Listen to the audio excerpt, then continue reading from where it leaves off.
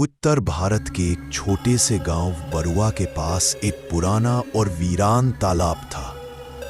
लोगों का कहना था कि इस तालाब में कोई आत्मा वास करती है। गांव के बड़े बुजुर्गों ने चेतावनी दी थी, सूरज ढलने के बाद उस तालाब के पास मत जाना, लेकिन आज की पीढ़ी को इन बातों में विश्वास नहीं था। रिंकू गांव का एक साहसी और जिज्ञासु लड़का था, जिसने यह तय किया कि वह इन अफवाहों की सच्चाई पता लगाएगा।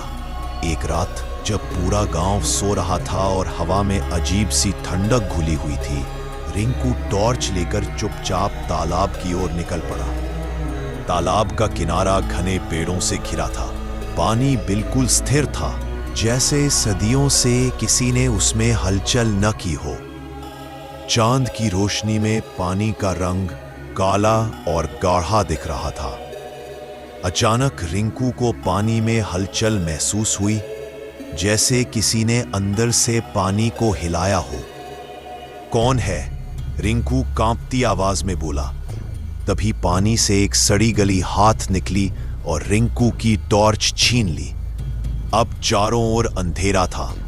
उसके पैरों के नीचे की मिट्टी गीली हो चुकी थी, जैसे वो धीरे धीरे धंस रहा हो। एक भयानक और पटी हुई आवाज गूंजी, तू आया क्यों? ये मेरा ठिकाना है। रिंकू डर से कांपने लगा। तभी उसे किसी की लाल आंखें दिखाई दी, जो तालाब के बीच से उसे घूर रही थी।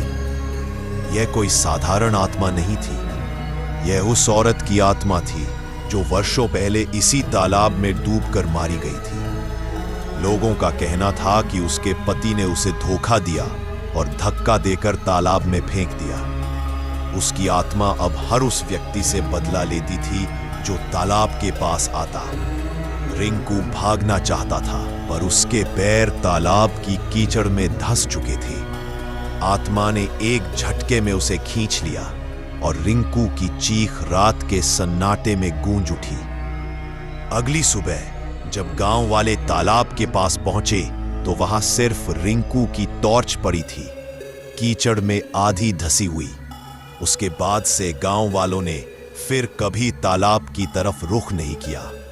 अब वह तालाब और भी डरावना लगने लगा था और हर पूर्णिमा की रात वहां से एक दर्द भरी चीख सुनाई देती थी, जैसे कोई फिर से मदद के लिए पुकार रहा हो।